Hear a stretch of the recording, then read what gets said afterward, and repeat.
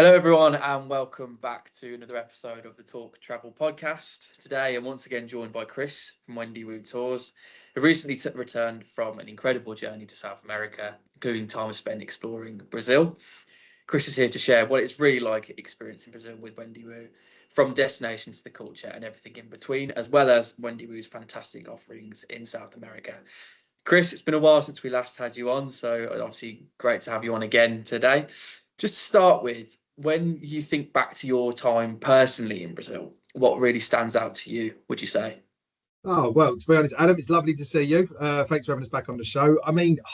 Brazil it blows your mind. Everything is such a fantastic country with so much colour, so much culture, and it's just a fun destination. I mean, not just for partying and things like that, but just everyone's got like a fun vibe. It's just such a great place to kind of explore.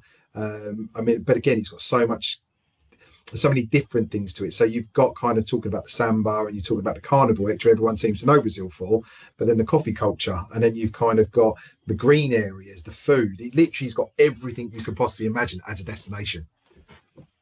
And obviously, your tour wasn't a specific itinerary with Wendy Wu. But how did Wendy Wu structure that experience so that you could experience the best of Brazil? I mean, a lot of our tours, I mean, when you talk about Brazil, a lot of people think of kind of Rio and Iguazu. They're kind of the two key areas that most people visit when they're in Brazil. So that's kind of how we structured this kind of short trip that we did. So we spent three days in Rio, and then we spent a few days down in Iguazu, and then we were very, very lucky to kind of head down to a town that not many people go to. It's called Buzios, which is kind of a beach area. So it was really, really nice to do the kind of really active sides at the start and then relax towards the end. But once we're in Rio, we kind of Christ the Redeemer, one of the key wonders of the world. We got to the Sugarloaf Mountain. Again, just if you're scared of heights, it's quite nerve-wracking, I'll say. But again, it is a brilliant experience to go and see Christ Redeemer and up Sugarloaf Mountain. You can, when you're up the mountain, you can see right across over to Christ Redeemer. It's just something special. You can't put into words realistically what it's like to stand at the top of Christ Redeemer or at the top of the mountain, and then over to Iguazu. So all of our tours will encompass Rio and also Iguazu, so you get to see it. And generally with Iguazu, you'll go over the Brazilian side, and then we'll go over to the Argentinian side as well. And again, the two sides are very, very different. Obviously, I can see the picture behind you. That's actually from the Argentinian side of Iguazu Falls. Brilliant. And obviously, as you mentioned there, the contrast between Buzios with Rio and Iguazu, making Brazil obviously a fantastic destination in terms of diversity of things to see. Were there any particular moments where you really felt connected to the local life and really felt immersed in that?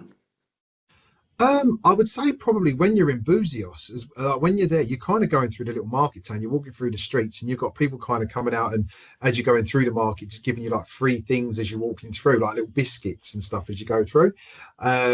Everyone's got this feeling of just relax, so you kind of just wandering through like a holiday feel, but it's not like they're not on holiday, but it's just like the relaxed way that they've got as they're wandering through town. So it's a real nice feel, and I suppose more connected in that way, the fact that when you're walking through that, it's just, you're kind of getting along with the same vibe that the locals have. For someone who's listening, who's thinking about potentially going to Brazil, which Wendy Wu tours would you recommend for the very best experience to see that?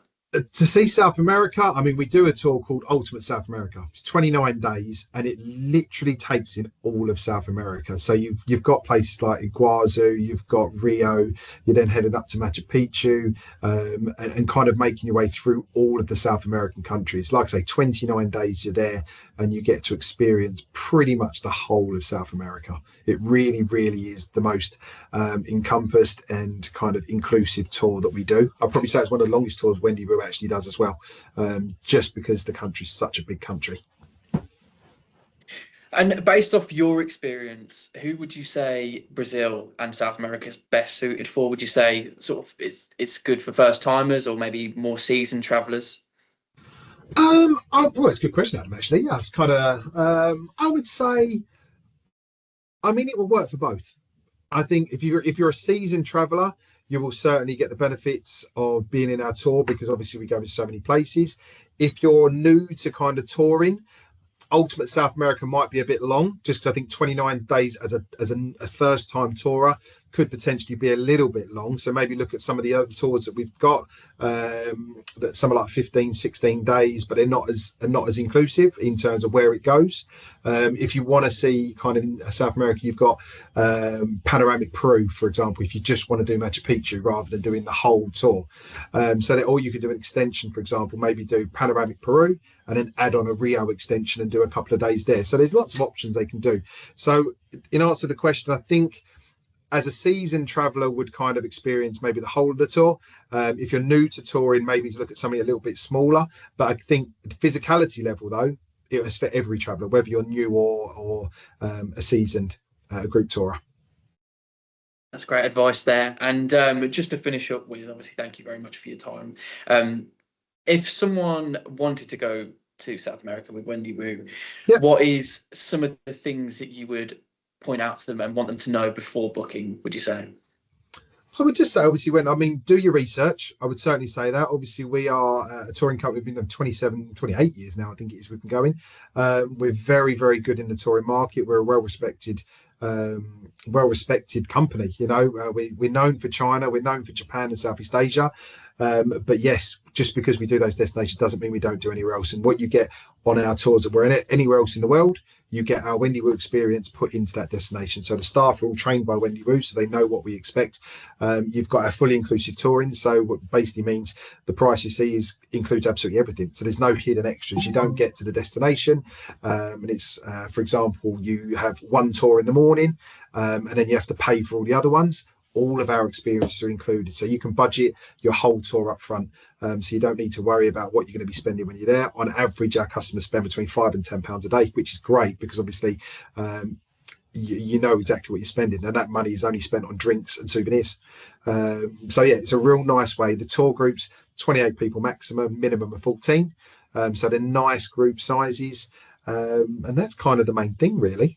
And obviously your meals are included. I forgot, big one for us there. All your meals are included. So your breakfast, your lunches and your dinners are included. So your breakfast is normally in your hotels, and then lunch and dinner served in local restaurants. So you still get to try that authentic food.